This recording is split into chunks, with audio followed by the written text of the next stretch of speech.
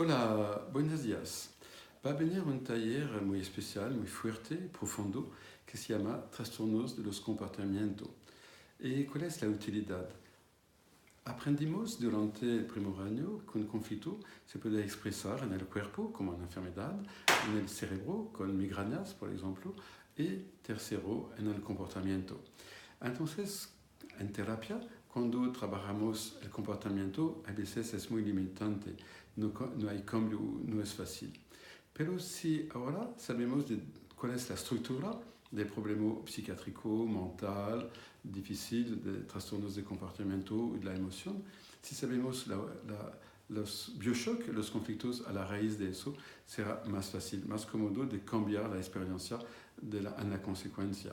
Por ejemplo, una persona viene para la bulimia, con trastornos de la alimentación. Vamos a escuchar, a ver que a la raíz de eso hay el conflicto del hígado, hay falta, carencia de comida, entonces yo quiero siempre comer, pero al mismo tiempo esta persona tiene el conflicto del glucagón, del asco, disgusto, entonces no puedo aceptar esta situación que me produce asco, entonces voy a vomitar. Si hay los dos, la persona come por la razón del primer conflicto, después va a vomitar por la razón del segundo conflicto.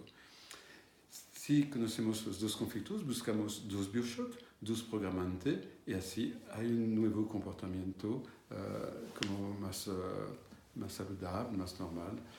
Y durante este taller vamos a ver muchos problemas de comportamiento y cada vez a la raíz de eso, con los 4 pisos, dos fases de enfermedad, el bioshock, como la paranoia, por ejemplo, que son dos problemas de miedo por atrás. Y si la persona está en el plan físico, hay problemas de la vista, del ojo. Si la persona está más en la abstracción, será una paranoia. También se necesita conflicto transgeneracional y vamos a ver protocolos para encontrar el origen transgeneracional de todo eso.